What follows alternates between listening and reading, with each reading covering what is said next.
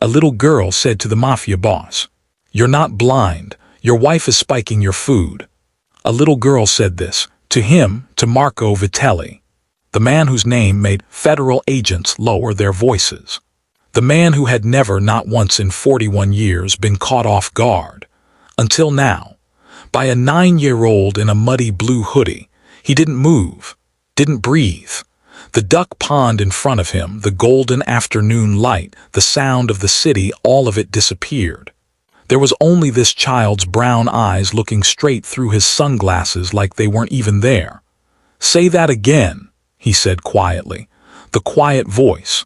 The one his most dangerous men prayed they'd never hear directed at them. She didn't flinch. She said it again.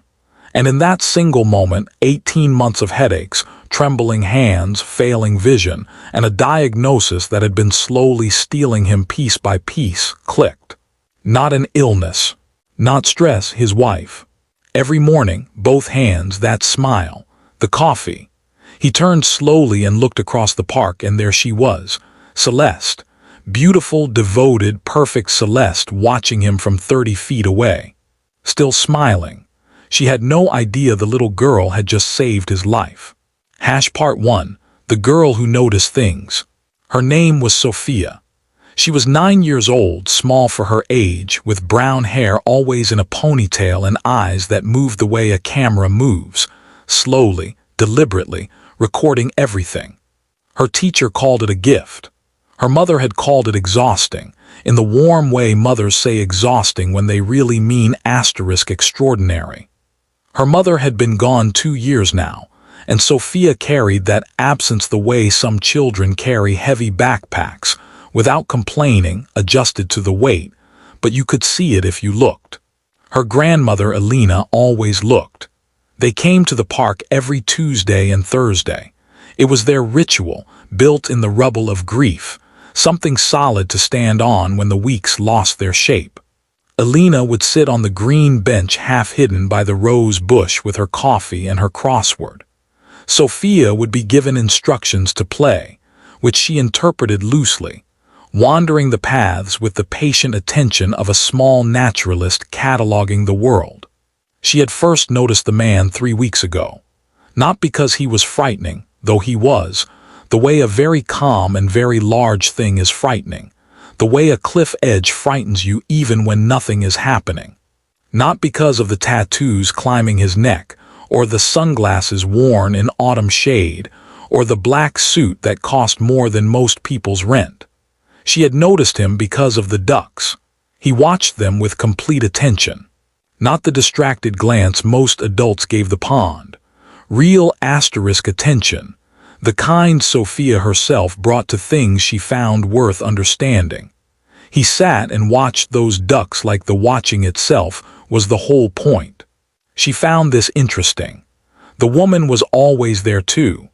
Blonde, expensively dressed, arranging the lunch and the coffee on the bench with the smooth efficiency of someone who has rehearsed a sequence until it becomes invisible. Beautiful in the way Sophia couldn't name yet but felt clearly like beauty that had been constructed rather than simply arrived. She watched her too. The first time Sophia saw it, she nearly missed it. The man turned toward the pond, toward the ducks, always the ducks, and the woman's hand moved to her purse. Fast, practiced. A small bottle, dark glass, barely the length of 2 fingers.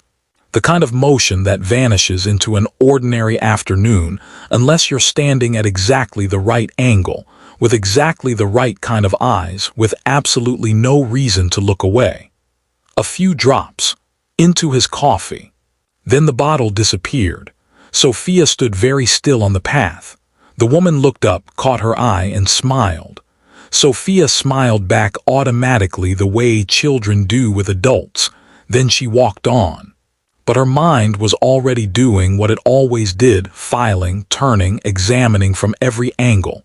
She said nothing to Alina that day. She needed to be sure. She was sure after the second time, certain after the third.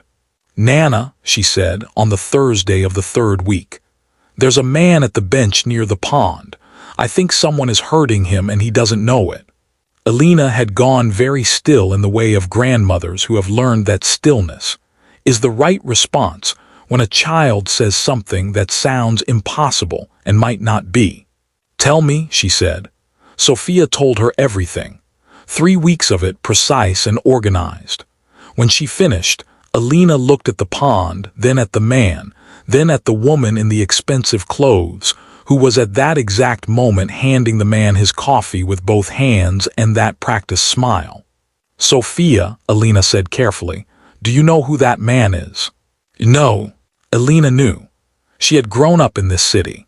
She knew Marco Vitelli's name the way you know the location of potholes on a road you drive daily, not because you sought the knowledge, but because the city taught it to you. She knew what he was.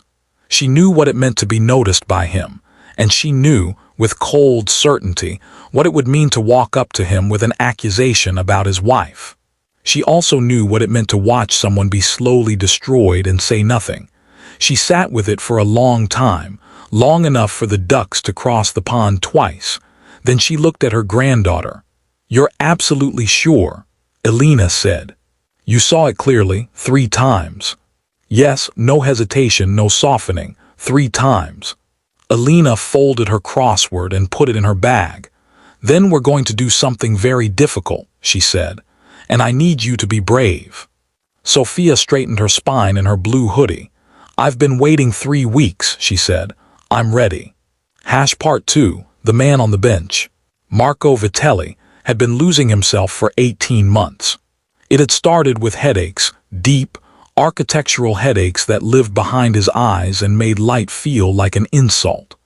Then the vision, a blurring at the edges that crept inward, that came and went like weather, that his neurologist had noted carefully and attributed to stress and vascular pressure.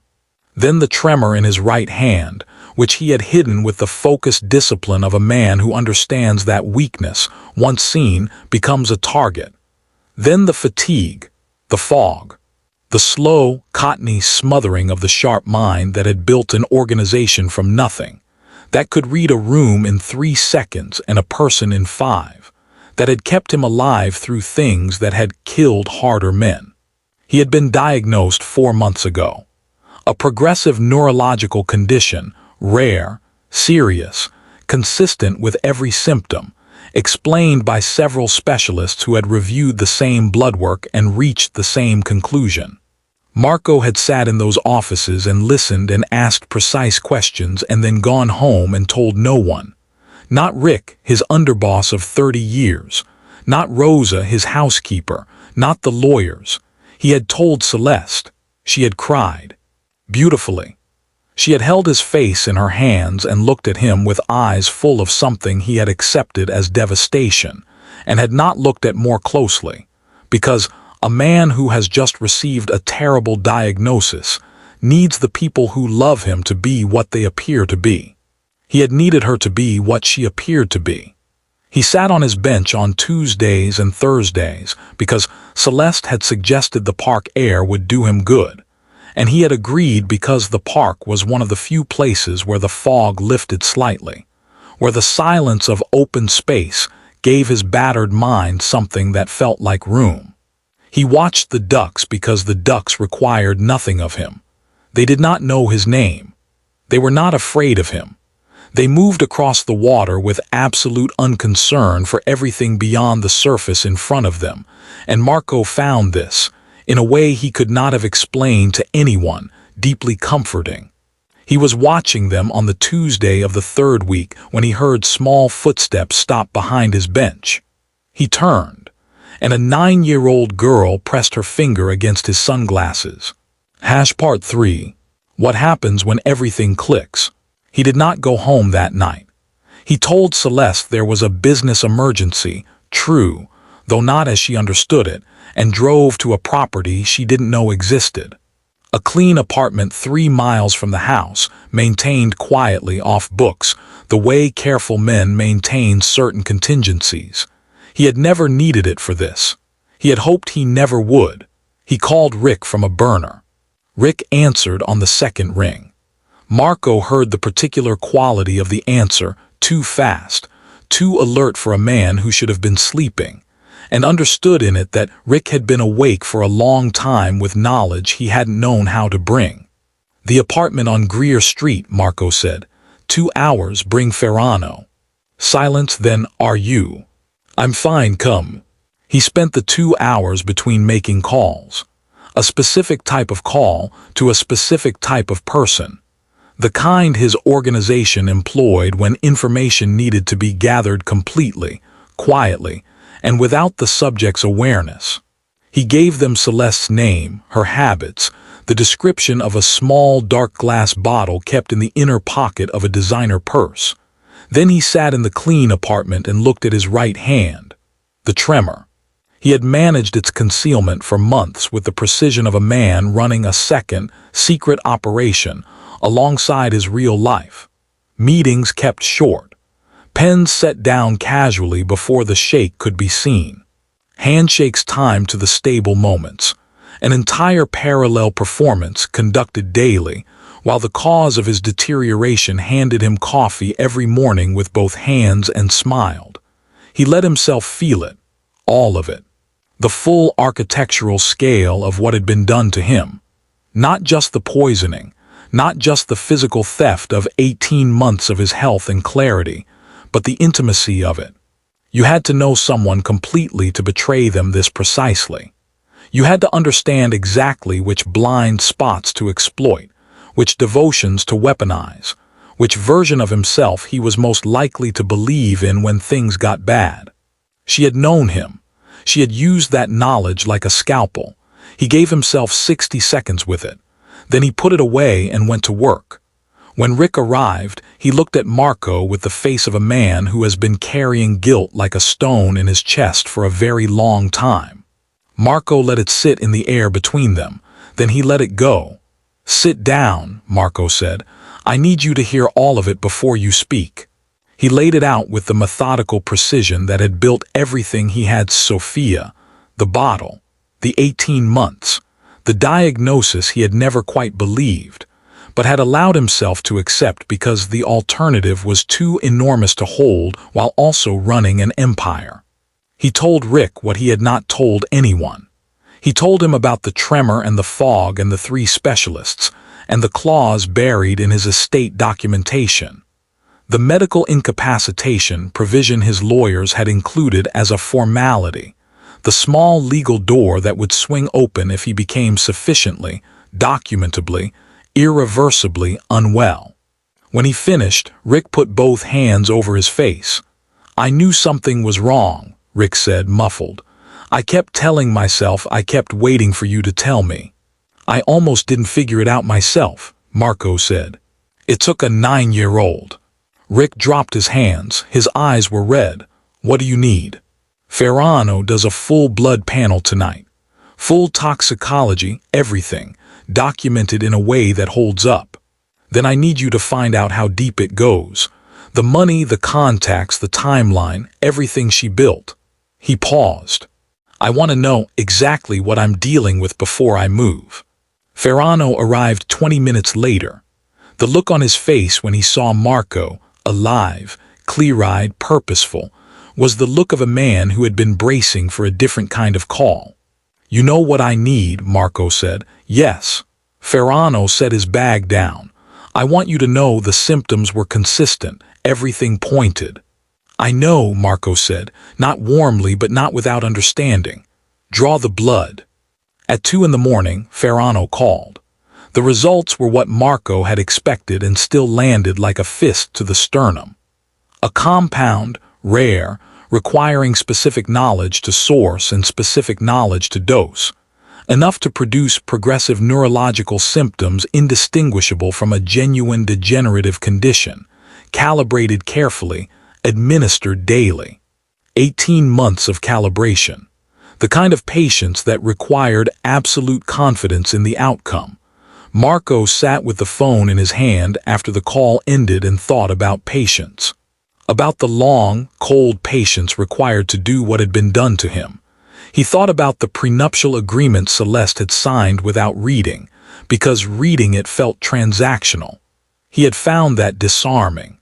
He had revised his opinion of her upward in that moment.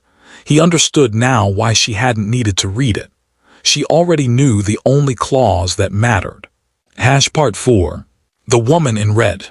Celeste Vitelli was, genuinely, one of the most intelligent people Marco had ever met. He allowed himself to see this clearly now, freed from the obligation to frame it as anything other than what it was. The research alone, finding a compound that would evade standard toxicology panels, sourcing it through a supply chain that could not be easily traced, dosing it with the precision required to produce symptoms without triggering a crisis. That was exceptional work. That was the work of a person with a serious, disciplined, patient mind. She had found the medical incapacitation clause in the first year of their marriage. His people established this from her search history, recovered from devices she had believed were clean. She had read the clause 17 times. She had consulted, anonymously, with 3 estate law forums. She had understood with complete clarity what it meant and what it would require. Then she had waited 4 months before beginning. 4 months of being a wife. Of being present and attentive and warm in the particular way that Marco had taken as evidence of love, which it may have even been. In some complicated dark architecture of a person, love and calculation can occupy the same structure. He did not know which it was. He had stopped needing to know. What he knew was this. She had found a supplier through a man named Dario who moved pharmaceutical products through Marco's own distribution network. The audacity of this, using his infrastructure to destroy him, was breathtaking in a way that Marco acknowledged privately and would never say aloud. She had paid Dario in cash, converted through 3 accounts, none of which were in her name. Dario had been located by 11 p.m. on the first night. His professional situation had been terminated. His continued silence had been secured through means that required no documentation. On the 11th day after the park, Marco came home for dinner. He was pleasant. He asked about her day. He accepted the coffee she handed him with both hands and took it to his office and poured it down the sink. He had been doing this every day for 11 days. His blood was clean. His vision was clearer. The tremor in his right hand was quieter, not gone. That would take months, but smaller, retreating, no longer being fed. He sat across from Celeste at dinner and watched her be herself, the practiced warmth, the careful questions, the solicitousness that she deployed like a professional deploying a tool, and he felt something he had not expected. Clarity. Not anger, not grief. Just the clean, cold clarity of a man who sees something completely. He saw a person of extraordinary capability who had aimed it entirely in the wrong direction. He saw someone who had looked at him and identified the wrong threat. She had seen a man defined by capacity for violence and planned around it, accounting for his enemies, his organization, his defenses. She had been thorough. She had been brilliant. She had not accounted for an old woman on a park bench with a granddaughter who couldn't stop watching the world. She had not accounted for ducks. Part 5. The Room. On the 11th day, Marco set down his fork at dinner, looked at his wife across the table and said, "There are some people in the living room. I think you should come." The smile held for exactly 2 seconds longer than it should have. That was how he knew she was calculating.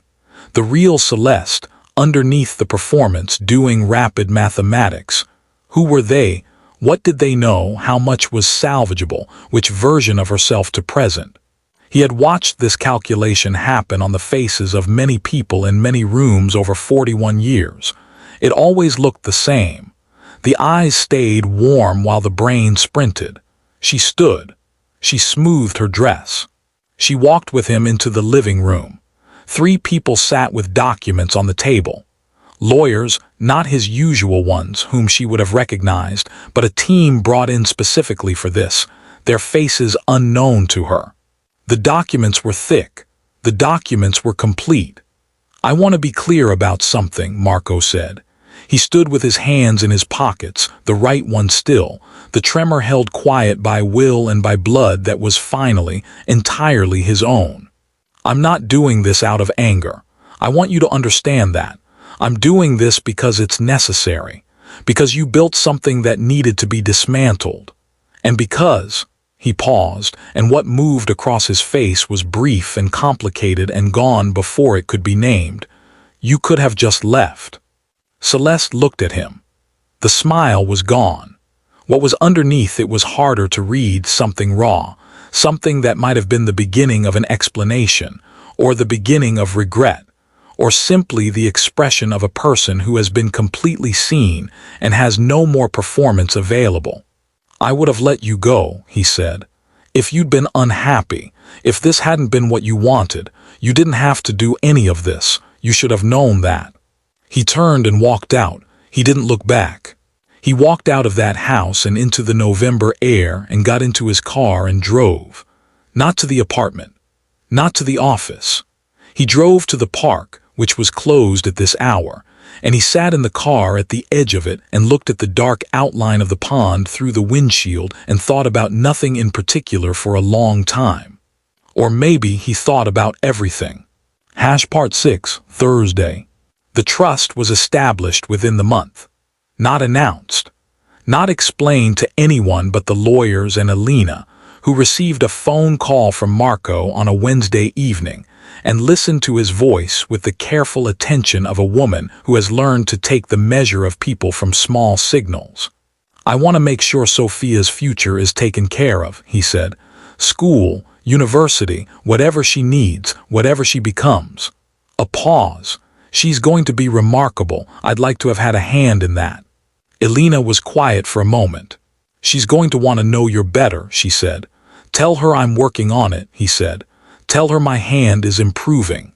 He could hear Alina relay this, muffled, and then a small clear voice in the background. Good. He had smiled then. Alone in the clean apartment, he had smiled at the ceiling. The following Thursday he was on his bench at 2:30. The afternoon was cold and bright, the kind of day that makes the world look sharp and new. The ducks were there, 3 of them, including the one Sophia had pointed out. Maybe always there, maybe just unnoticed until now. He heard small footsteps on the path. He didn't turn. He didn't need to. Sophia came around the bench and sat beside him, leaving exactly 6 inches of space, with the seriousness of someone observing a protocol. She looked at the pond. He looked at the pond. Behind them both, at a comfortable distance, he knew Alina was on the green bench with her crossword, close enough to intervene and wise enough to know she didn't need to. 3 ducks, Sophia said. 3, he agreed. How's your hand? He held it up. In the cold, bright light, the tremor was visible, faint, present, smaller than it had been. Not gone, not yet, but retreating. Better, he said, slowly. She studied it with the gravity of someone conducting an assessment. Then she nodded, satisfied, and returned her gaze to the pond. They sat in the kind of silence that doesn't need to be filled. The ducks moved. The light shifted in the trees. The city kept its comfortable distance. My Nana says you're going to be okay, Sophia said eventually. Your Nana is a wise woman. She says you have good eyes now. Getting there, he said. Sophia considered this. Then she said, with the directness that was simply how she moved through the world, I'm glad I told you. Marco Vitelli, who had survived 41 years of an existence that would have consumed most people, who had walked out of rooms that were designed to end him and into rooms that were designed to break him, and through all of it, had maintained the careful armor of a man who shows nothing he doesn't intend to show. Felt something move through him that he didn't try to name. So am I, he said, more than you know. The ducks crossed the pond. The light went gold in the trees the way it did in the late afternoon, that particular autumn gold that makes everything look like it's been there forever. Same time Thursday. Sophia asked. He looked at her sidelong. She was watching the ducks, perfectly composed, as if the question were as ordinary as weather. Same time Thursday, he said. She nodded once, satisfied. And the man who had almost been lost